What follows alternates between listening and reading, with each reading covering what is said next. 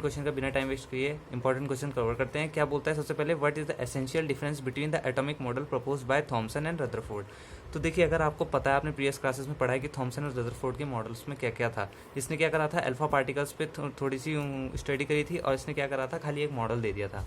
तो देखिए, ज़्यादा चर्चा में इसका मॉडल रहा था, लेकिन अब हम खाली यहाँ पे इंपॉर्टेंट क्वेश्चंस की बात कर रहे हैं, हम इन्हें डिटेल में नहीं पढ़ेंगे। अगर आप पढ़ते हैं तो इट्स वेरी वेल, पर अगर नहीं पढ़ने का टाइम है तो डायरेक्ट इस क्वेश्चन के आंसर पे आते हैं। तो देखिए, वैसे तो ये बुक का क्वेश्चन है, बुक में अलग लैंग्वेज में लिखा गया है, मैं आपको दिखा देता हूँ। देखिए, ये रहा आपका SAQ का फर्स्ट, ठीक है। तो इसका आंसर भी जो होगा SAQ के फर्स्ट में होगा। ये रहा इसका आंसर, ये इसने बोला है कि थॉमसन प्रपोज दैट, ठीक है। तो ये वाला आंसर इसका है। और एक और आंसर मैं आपको दिखा देता हूँ, वो भी आपको अगर मन हो, दोनों में से आप कोई भी लिख सकते हो। तो आप चाहे तो ये वाला भी लिख सकते हो, दोनों का जो आंसर है वो सेम है, ठीक है। ये थोड़ा मैंने दूसरी तरीके से लिखा हुआ है, दूसरी साइड से निकाला हुआ है। आपको पसंद आता है तो आप ये वाला लिख सकते हो, वरना आपको पसंद आता है तो आप ये वाला भी लिख सकते हो, कोई दिक्कत नहीं होगी। नेक्स्ट हम चलते हैं। नेक्स्ट क्या कहता है, फॉर अ लाइट वेवलेंथ। देखिए, मोस्ट इंपॉर्टेंट क्वेश्चन है, ये सारे फॉर्मूले कवर करता है और ये वाला क्वेश्चन आपको करना ही करना है। क्या बोल रहा है, लाइट ऑफ वेवलेंथ जिसकी इतनी दे दी इसने, फ्रीक्वेंसी निकालनी है, वेव नंबर निकालना है, एनर्जी पर क्वांटम निकालनी है और एनर्जी पर मोल निकालनी है। तो मैं आपको इसका फॉर्मूला ही बताता हूँ, साथ में आंसर भी बताऊंगा, ठीक है। तो सबसे पहले बात करते हैं कॉन्सेप्ट की, क्योंकि वीडियो की जो आइकन है उसमें मैंने कॉन्सेप्ट लिख दिया है, तो इसलिए मैं आपको कॉन्सेप्ट बताना अपनी जिम्मेदारी समझता हूँ। तो देखिए, क्या बोल रहा है, वेवलेंथ निकालनी है आपको। वेवलेंथ के लिए आपके पास क्या होनी चाहिए, एक स्पीड एक फ्रीक्वेंसी, लेकिन उसने आपको क्या दिया है, सिर्फ वेवलेंथ दे दिया है। मतलब देखिए क्या बोल रहा है वो, क्वेश्चन ध्यान से पढ़ना। वेवलेंथ आपको दी है, कैलकुलेट फ्रीक्वेंसी। तो देखिए, इस फॉर्मूले से डायरेक्ट कोई मैथमेटिकल साइंस नहीं है, कोई रॉकेट साइंस नहीं है। वेवलेंथ आपको दे चुका है, स्पीड ऑफ लाइट आप जानते हो। अब इसी में एक आप fact soon low, speed of light कभी भी 3 × 10⁸ मीटर पर सेकंड आपको नहीं रखनी है। अगर आपको एग्जाम में लाइट की स्पीड दी गई है तो वही रखना, 2.98 समथिंग कुछ रहती है।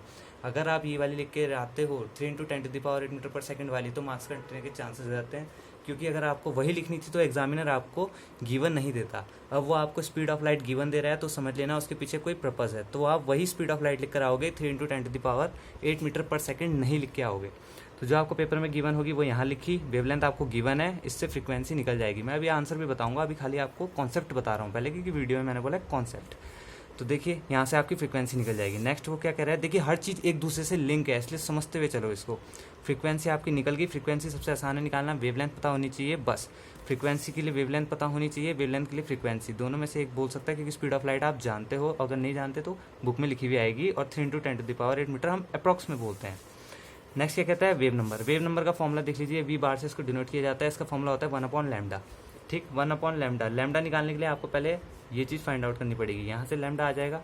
तो वैसे वी बार का जो फॉर्मूला होता है वो होता है फ्रीक्वेंसी अपॉन वेलोसिटी, लेकिन अगर आप वी को सी के नीचे लेके जाओ तो C/V बन जाएगा, जो कि लैम्डा का फॉर्मूला आ जाएगा, ठीक। यहाँ से आपका वेव नंबर भी निकल जाएगा। नेक्स्ट वो क्या कहता है, नेक्स्ट वो आपको कह रहा है एनर्जी पर क्वांटा। एनर्जी पर क्वांटा का जो फॉर्मूला होता है वो होता है आपको E/, मैं आपको अभी बताऊंगा उसका फॉर्मूला, इसका अभी रख देना, एनर्जी पर मोल।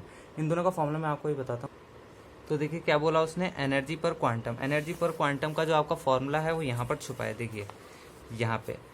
इन दोनों को आप इक्वल रख देंगे। किसको, मैं थोड़ा जूम कर देता हूँ इसको, ठीक है। अब आपको शायद दिख रहा होगा, नहीं दिख रहा है तो पेज नंबर 13 आप निकाल लें। तो देखिए क्या कह रहा है, इन दो को इक्वल रख दीजिए। देखिए इसको हटा दीजिए, इन दो को इक्वल रख दीजिए, तो एन से एन कट जाएगा, HV = E।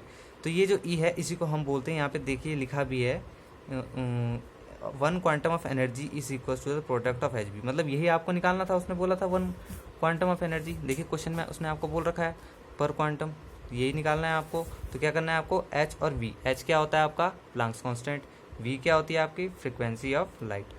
तो यही आपको प्रोडक्ट करके निकाल देना है। अब लास्ट आपका बचता है एनर्जी पर मोल। एनर्जी पर मोल क्या होता है, E। तो एनर्जी पर मोल आपका होता है E। तो अब देखते हैं, देखिए ये रहा आपका क्वेश्चन, ये है वो question for a light wavelength, जो मैंने आपको बताया। वेवलेंथ सबके फॉर्मूले इसमें कवर हुए, wavelength, frequency, wave number, energy पर क्वांटा, एनर्जी पर मोल। तो फॉर्मूले मैंने आपको दिखा दिए हैं। इसका जो आंसर है टर्मिनल क्वेश्चन के तीसरे नंबर पे ही मिलेगा। मतलब ये देखिए सब निकाल दिए उसने, सब निकाल के दे रखे हैं डायरेक्टली, ठीक है। फॉर्मूले मैं आपको बता चुका हूँ, आपको इस पर रखना है वैल्यू और सॉल्व करना है। अगर इसमें कोई दिक्कत है तो आप मुझे बोल सकते हैं, मैं इसका सॉल्यूशन बता दूंगा आपको। पर ये वैसे हिंट तो बहुत है, पर चलिए फिर भी मैं आपको बता दूंगा। नेक्स्ट हम देखते हैं क्या कह रहा है, explain the 2 main reason for the failure of classical mechanics. Classical mechanics में आपको पहले बता दूँ थोड़ा सा कॉन्सेप्ट। क्लासिकल मैकेनिक्स फेल क्यों हुई, क्योंकि वो माइक्रोस्कोपिक पार्टिकल्स के लिए नहीं थी, जैसे कि छोटे से छोटे के लिए। अब आप खुद देखिए, अब आपने हाथ में आप देखिए, क्या आपको कोई भी बैक्टीरिया दिखाई दे रहा है? नहीं। इसका मतलब जो आपकी आंखें हैं वो माइक्रोस्कोपिक पार्टिकल्स के लिए नहीं है, मतलब आपकी आंखें भी फेल है। तो इसी तरीके से क्लासिकल जो मैकेनिक्स थी वो फेल हो गई थी छोटे छोटे पार्टिकल्स के लिए, क्योंकि वो उन्हें नहीं देख पा रही थी, इसलिए हमने दूसरी मैकेनिक्स फिजिक्स निकाली। ठीक है, तो क्लासिकल मैकेनिक्स का यही है मैकेनिक्स का फेल होने का रीज़न। अब इसको लिखना कैसे, इसका आंसर मैं आपको बता देता हूँ। तो देखिए ये रहा question, explain the 2 main reason for the failure of classical mechanics. तो ये है आपका पेज नंबर 22 में, पहली बुक का page number 22, explain the failure of classical mechanics. तो देखिए टर्मिनल क्वेश्चन है, तो इसका आंसर भी आपको टर्मिनल क्वेश्चन में ही मिलेगा, आंसर नंबर 6। तो ये कह रहा है energy can have any arbitrary value. दूसरा कह रहा है simultaneously fixation of position and momentum is possible. ठीक है, तो इसके आगे बहुत सारे प्रिंसिपल्स भी आएंगे, वो भी इंपॉर्टेंट है, वो भी मैं आपको कराऊंगा। तो ये जो है इसका आंसर है, ये इसका आंसर है सॉरी ये 6 का नहीं है, हाँ 6 का है। तो ये क्वेश्चन भी 6 का था, एक्सप्लेन द 2 मेन रीजन। 2 बोला था उसने, तो दोनों इसने बहुत ही शॉर्ट में यहाँ पे दे दिया है। 2 मार्क्स का अगर आता है तो आप ही लिख के आएंगे तो सूटेबल बैठेगा, क्योंकि बुक का ही क्वेश्चन है। ठीक, अब नेक्स्ट चलते हैं। नेक्स्ट क्या कहते हैं, calculate the wavelength of a light eject an electron from photoelectric caesium metal with kinetic energy of this and this. तो देखिए इसका मैं आपको कॉन्सेप्ट समझाता हूँ, पहले क्या कह रहा है। तो देखिए जरा इस क्वेश्चन को ध्यान से देखिए, ये क्या है आपकी फ्रीक्वेंसी, ये क्या है आपकी थ्रेशोल्ड फ्रीक्वेंसी। एच आप जानते हैं प्लांक्स कांस्टेंट हाफ mv², किसका फॉर्मूला होता है, काइनेटिक एनर्जी का। तो देखिए इसमें क्या होता है, आपको कभी भी इस टाइप का क्वेश्चन दे सकता है। अगर फ्रीक्वेंसी, अगर देखिए अब क्या करेगा, ये आपको दे देगा, ये भी आपको दे देगा, कभी भी कुछ भी निकालने को बोल सकता है। तो आप इसको डिराइव कैसे करेंगे और कैसे फॉर्मूले को तोड़ेंगे। कभी कभार डायरेक्ट काइनेटिक एनर्जी देता है तो ये लिखने की ज़रूरत नहीं है, डायरेक्ट इक्वल्स टू में काइनेटिक एनर्जी डालो, क्वेश्चन खत्म, क्वेश्चन को सॉल्व करो। अब देखिए कैसे करेंगे। ये वाला क्वेश्चन क्या था, हमारा क्वेश्चन क्या कह रहा था, वेवलेंथ कैलकुलेट करनी है ऑफ अ लाइट की। ठीक है, उसने हमें क्या क्या दिया है, देखिए काइनेटिक एनर्जी दे चुका है, इसका मतलब काइनेटिक एनर्जी का यहाँ पर रोल खत्म, वैल्यू पुट करनी है डायरेक्ट। फिर उसके बाद उसने क्या दे दी है, थ्रेशोल्ड फ्रीक्वेंसी दे दी है सीजियम की 4.55, मतलब ये आपको दे चुका है, V0 आपको दे चुका है। अब H प्लांक्स कांस्टेंट, इसकी वैल्यू भी आपके पास पेपर में गिवन होगी, तो आपके पास आपको निकालना क्या है, ये वाला भी क्या है, ये फ्रीक्वेंसी। अब फ्रीक्वेंसी निकालना है तो सबकी वैल्यू पुट कर दो, इस फॉर्मूले को घुमा दो, इसको भी इधर भेज दो, ये आ जाएगा प्लस में H V0, और इस C को इनके नीचे भेज दो, आपकी सॉल्यूशन करके C आ जाएगी। अब इसके सॉल्यूशन की बात करते हैं कि इसका सॉल्यूशन मिलेगा कहाँ।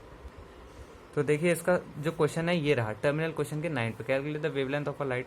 ठीक है, पेज नंबर 22, पहली बुक का पेज नंबर 22, इसका जो क्वेश्चन है वो ये रहा। तो जो इसका आंसर है वो ये रहा, देखिए वही है पूरा जो मैंने आपको बताया था। हाफ mv² यहाँ प्लस में था, HV0 उसने इधर भेज दिया, फॉर्मूले को खोला और इससे वैल्यू निकाल दी वेवलेंथ की। ठीक, इससे बढ़िया तो आप इसको ही समझें क्या कह रहा है। देखिए v क्या है, फ्रीक्वेंसी। ठीक है, फ्रीक्वेंसी का फॉर्मूला मैंने आपको यहाँ पर बताया था। फ्रीक्वेंसी का फॉर्मूला आप कैसे निकाल सकते हैं, v को इधर भेजा, लैम्डा को इधर ले आया, निकल गया फ्रीक्वेंसी का फॉर्मूला C/λ। वही चीज़ ने यहाँ यूज़ करी, v की जगह आप रख सकते हो। ठीक है, एक लेक्चर बनाऊंगा, अगर आपको चाहिए इंपॉर्टेंट फॉर्मूले का तो मुझे बता देना, अदरवाइज मैं रहने दूंगा। ठीक है, लास्ट क्वेश्चन की बात करते हैं। क्या कहता है, calculate the first 3 energy levels of an electron. इसको थोड़ा कम जूम करता हूँ। लास्ट क्वेश्चन क्या कहता है, calculate the first 3 energy levels of an electron confined by. अब देखिए इसका मैं डायरेक्ट आपको कॉन्सेप्ट बताता हूँ। तो देखिए आपके पास ये होता है एनर्जी निकालने का formula, E = n² h² a m a²। ठीक है, तो देखिए m भी आपको पेपर में गिवन होगा। a क्या है, आपकी लेंथ जो कि आपको गिवन दी गई है 10⁻⁻⁹ मीटर। a वो है, n होगा, h होगा आपका प्लांक्स कांस्टेंट, और n होगा कौन सा आपको एनर्जी लेवल निकालना है। इसमें क्या कहा है, calculate the first 3 energy levels. ये कॉन्सेप्ट है, आंसर भी अभी बताऊंगा। तो देखिए सबसे पहले E1 रख देंगे, जो n आपको दिया गया है a की जगह रख देंगे। E2 रख देंगे, E2 मतलब E2 n की जगह भी 2, E3 n की जगह भी 3। h आपको पता रहेगा प्लांक्स कांस्टेंट, m भी पता रहेगा, a जो है आपकी लेंथ होगी जो कि आपको क्वेश्चन में गिवन होगी। अब ये क्वेश्चन है कहाँ, तो देखिए ये वाला क्वेश्चन जो है आपका यहाँ है SAQ का 3। यही करना है आपको जो मैंने आपको बताया, ये फॉर्मूला लगाना है, चाहे तो आप इसका आंसर भी देख सकते हो। इसका आंसर SAQ का 3। तो देखिए वही किया है इसने, एनर्जी लेवल्स निकालें। E1 n की जगह 1 रखेंगे, 1 का स्क्वायर, प्लांक्स कांस्टेंट की वैल्यू 8 का 8 आ जाएगा, m मास ऑफ इलेक्ट्रॉन, और a मतलब लेंथ का स्क्वायर। इसी तरीके से E2 E3 अगर 4 बोलता है 5 बोलता है, जितने बोलता है आप E की जगह EN है वैसे तो ये। ठीक है, इसके नीचे EN आता है छोटा सा, यहाँ पे इसे डिनोट करने का साइन होता है E और छोटा सा नीचे N। तो E1, E2, E3, E4 तीन एनर्जी लेवल्स आ गए हैं। तो इस तरीके से आपको ये जो इंपॉर्टेंट क्वेश्चन हैं इन्हें प्रिपेयर करना है। आई होप आपको ये समझ में आएंगे और पसंद आएंगे, इसलिए मैं और बनाऊंगा अगर आपको ये पसंद आएंगे तो। अब मिलेंगे नेक्स्ट लेक्चर में जिसमें और इम्पॉर्टेंट क्वेश्चंस मैं कवर करने की कोशिश करूँगा।